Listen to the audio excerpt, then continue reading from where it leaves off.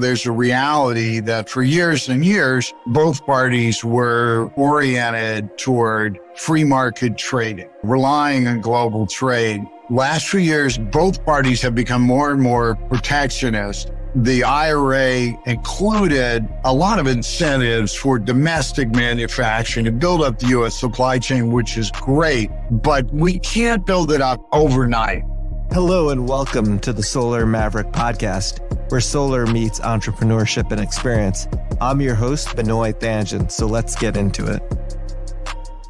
Hi, this is Benoy, your host of the Solar Maverick Podcast. I'm really excited on this episode of the podcast to interview Greg Wetstone. He's the president and chief executive officer of ACORE. ACORE is the American Council on Renewable Energy. Greg, welcome to the podcast. I'm really excited to have you today. Thanks so much. I'm thrilled to be here with you.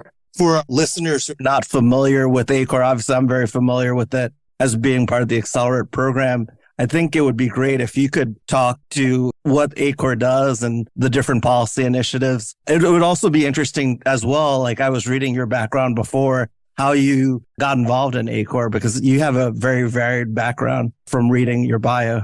Yeah, thanks for that. So just for those who don't know, ACORE is a membership organization that works to accelerate the transition to renewable energy. We like to rely on policy, finance, and technology as tools to get us there. That's really the crux of what's happening in the transition to cleaner energy. We engage on issues that may go to kind of the nuances of electricity policy, electricity market design. Tax policy has been really important to the development of renewables. It's been a big area of engagement. We're engaged on permitting and siting issues, on trade policy issues that have become increasingly important to our sector, particularly for the solar supply chain. Whatever it takes to accelerate the growth of our sector, really to the pace we need to get us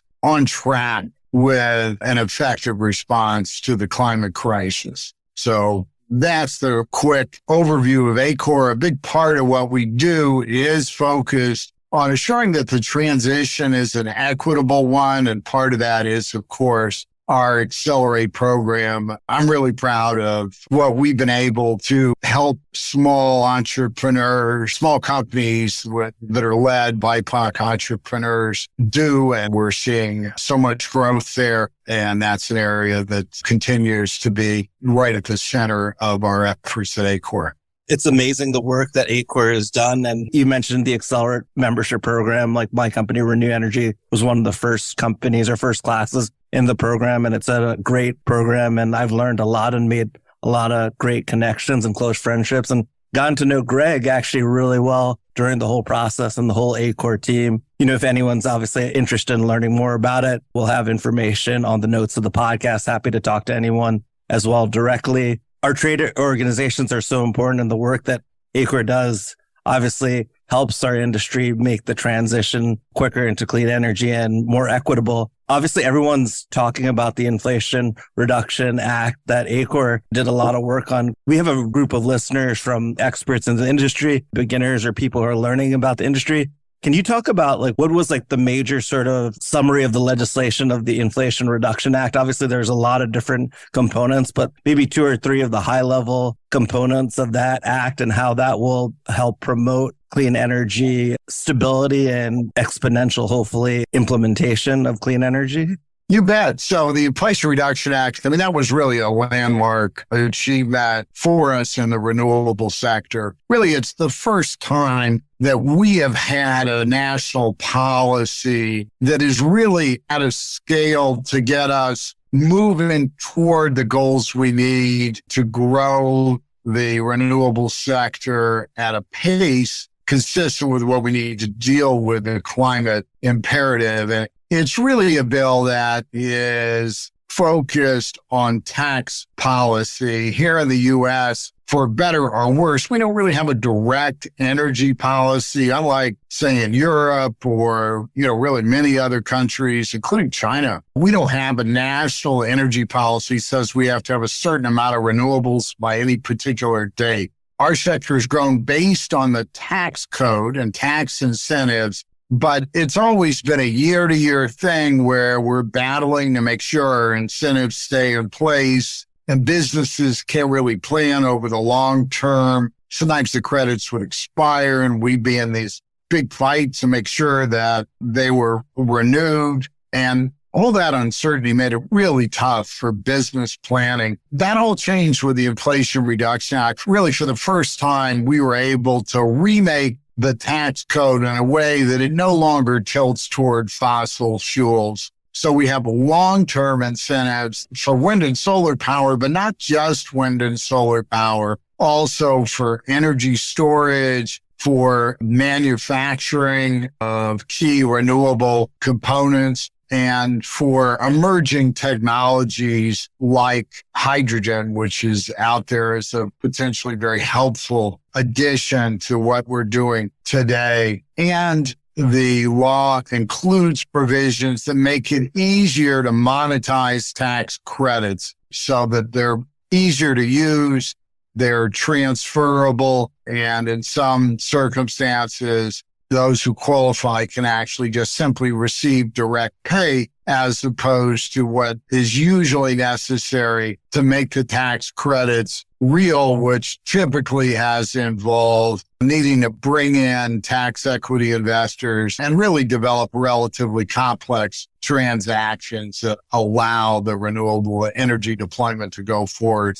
So the law is really, as I mentioned, a historic step forward. We're still seeing the guidance developed under the law, so we're still early. We haven't really seen the full benefit of the law because a lot of transactions are waiting to make sure that they are structured to ensure that they qualify for the credits that lie really at the heart of a lot of what we're doing. But a very positive change for us and really represents the U.S., as I say, getting started on climate change. That's actually a great summary of something that's pretty complex, like the Inflation Reduction Act. There's so many different components. And you were able to summarize that really well. And, one of the things, too, that stuck out to me is your comment about the year-to-year incentives. And definitely this creates a lot of stability within the industry, which will hopefully lead to a lot of development. And being able to get the ITC for other technologies emerging in energy storage is a huge game changer, and being able to take it as well as advantage of the tax code, and maybe it's easier to structure. So that's really helpful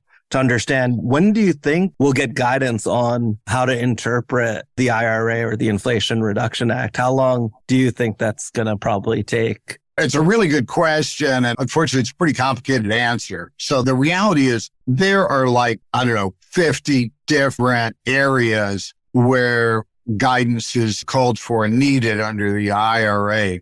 In some cases, the guidance is already out. We are waiting for guidance on, for example, what it takes for a project to qualify for a bonus credit on the basis of having domestic content. Looking forward to the details on that. For the program that makes the credit transferable, that's coming soon. Looking forward to getting more details there. And they've issued guidance on how communities qualify for a bonus as energy communities or brownfield sites. We expect some more in those areas. Just a long list coming, but I think by the end of this summer, I think we're going to see a lot more happening in our sector because there'll be enough clarity to be able to guide the investors and developers in closing on really big transactions. So, certainly our hope is we're going to see annual investment grow substantially from what has been in the kind of $50 billion a year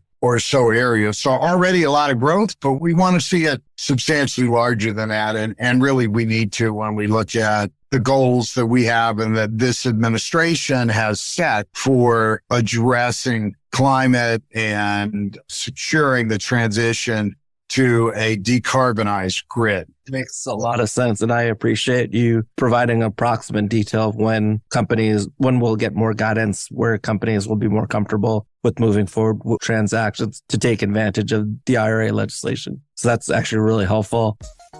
As a leading authority in the solar industry, life gets very busy. In addition to traveling the world as a speaker and for my entrepreneurial ventures, I'm a son, friend, investor, and entrepreneur. And when it comes to delivering a great sounding show for my listeners, I choose Podcast Laundry. All I have to do is record and send, and the rest is done. They do the dirty work of podcasting for me. Yes, social media graphics, quotes, show notes, master editing, and much more. All I have to do is record. So if you're a busy podcaster like me with an engaged audience and want to free up your time to do more of what you love, like going to the gym or spending time with loved ones, go to podcastlaundry.com to schedule your consultation or call 347-871-8273. That's podcastlaundry.com or 347-871-8273. One of the other questions as well that I had was, there's obviously a lot of things that are happening in the industry right now outside of the IRA. Can you talk about what are some of the biggest trade policy issues happening right now outside of the IRA? The IRA passed and we were all thrilled. Then as we're looking to see this industry really take off, it became clear that, there are a bunch of other issues we need to deal with. Some have been out there for a long time and some are relatively new. The trade policy ones are relatively new, but, there's a reality that for years and years, both parties were oriented toward free market trading, relying on global trade. Last few years, both parties have become more and more protectionist. The IRA included a lot of incentives for domestic manufacturing to build up the U.S. supply chain, which is great, but we can't build it up overnight. So we're still relying on imports. And a lot of these imports include polysilicon from China, which has long been where the investment's been made in producing polysilicon at scale that is really the basis for solar panels. China supplies maybe 80%. Congress is concerned about the province in China, Xinjiang, where there's potentially forced labor that we're seeing there. And we want to see our supply chain is free products that are made with forced labor. But what's happened is a lot of solar panels have been impounded in the nation's ports, even where there are components from the problematic province of China, just if there's Chinese polysilicon. And it's been hard to get that solar release. Some has, but not all of it. So we think there's still over 10 gigawatts of solar right now in warehouses and our ports just being held. So we're pushing hard to get the agency that has responsibility there, Department of Homeland Security, Customs and Border Patrol, to make decisions on those panels. And if they can't be imported, if there's concerns about forced labor, so be it. But otherwise, if we don't have evidence of that, a reason for that concern, let's go ahead and bring these panels in and help them and help move forward on the clean energy transition. We do have around this country right now dozens of solar projects that are built out with racking and have no panels because we're waiting for these panels. So that's an issue. And then there's a related issue on tariff levels for imports from 4 Southeast Asian countries that use Chinese polysilicon. And some of those companies are potentially subject to very large tariffs. And the Biden administration announced a moratorium that for 2 years, they'll be free of these larger tariffs, but getting clarity on how those tariffs apply becomes really important. And there are concerns about making solar so much more expensive in the U.S. right now than it is in the rest of the world because of these tariffs. It's really the interplay with trade policy and tensions with China, which really has been the source of a lot of ingredients, a lot of key components that we rely on in the renewable industry. So we're changing that, but it can't happen immediately. Those are great points. I was reading some of the traceability rules to prove that it's not from the Uyghur or that area in China. And it's hard to prove, right, that you didn't get the raw materials from there. And it's interesting because you mentioned a great point is solar's more expensive in the US than other parts of the world. And it's interesting because in one hand, you have like the IRA that's helping the transition, but then obviously you have this tariffs and traceability and forced labor things that increase the cost or you can't get equipment. And it's interesting that they're focused on solar because there's a lot of other stuff that's manufacturers in China that's not subject to tariffs. So it's interesting.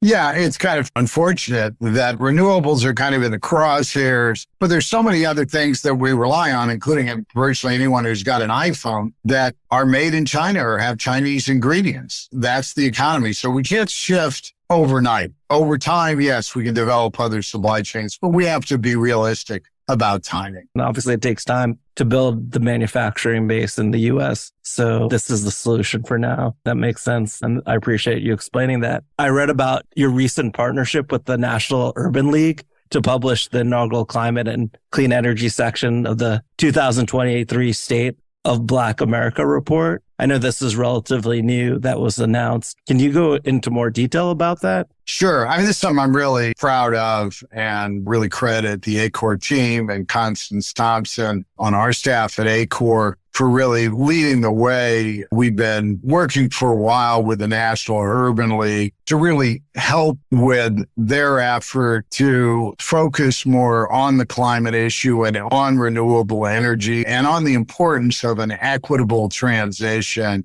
We worked with them on a special section that was included in the State of Black America report this year, which is an annual report, but this is the first time they dealt with these issues. I was privileged to be able to co-author a piece with the CEO of the National Urban League, Mark Morial. And in that piece, we really go through the opportunities under the Inflation Reduction Act to allow us to really achieve an equitable transition. That means one in which, we're moving forward so that disadvantaged communities don't see disproportional impacts of climate change, and also that these communities and minority populations are able to enjoy the benefits of the renewable transition. And that means both be able to have more cost-effective power, lower cost renewable power, and also to participate and benefit from the business end of the transition. And, our Accelerate program is an example of that happening, but obviously it's not at scale where we need to be. It's great to be able to help. I think now our total is,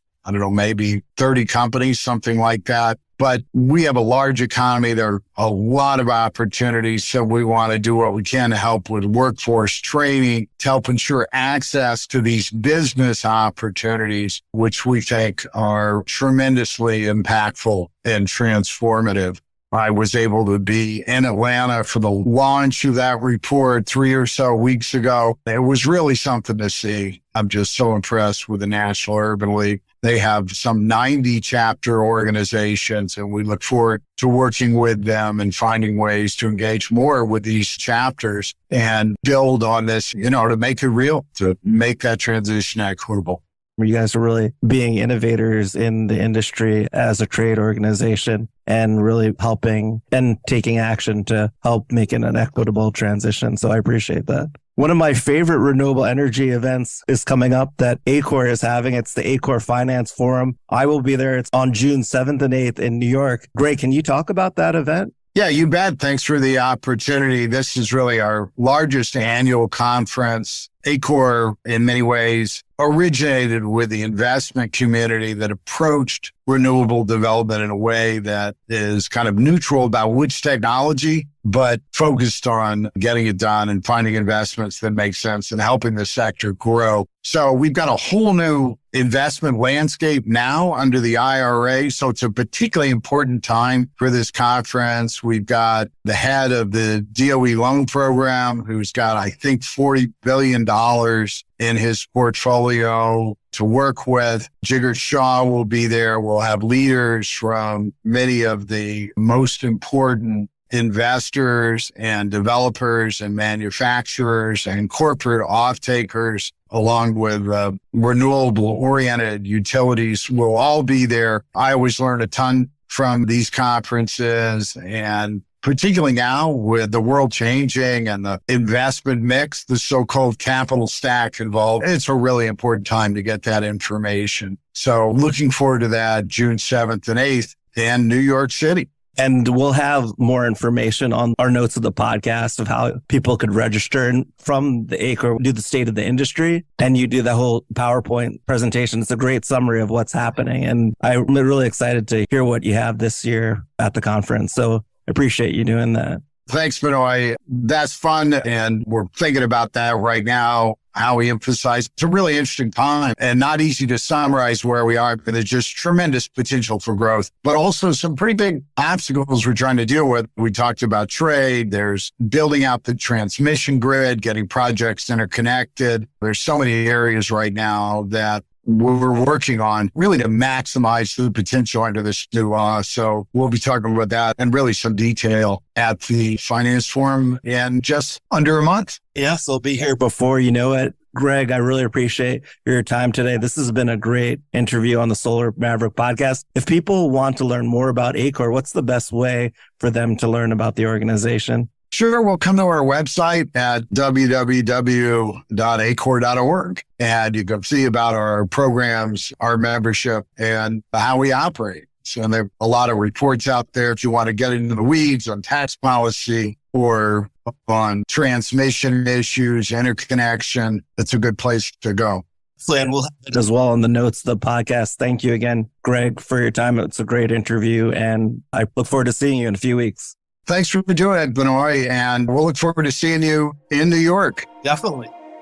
Thanks for listening to the Solar Maverick Podcast. The Solar Maverick Podcast is brought to you by Reneu Energy. We're a solar development and consulting firm. If you believe that this podcast is adding value to you, please give us a 5-star review and share with those that you think could benefit from this information. Please email all questions, suggestions, and feedback to info@reneuenergy.com. That's info@reneuenergy.com. The Solar Maverick Podcast is produced by Podcast Laundry and executive produced by Benoy Thanjan and Kevin Y. Brown.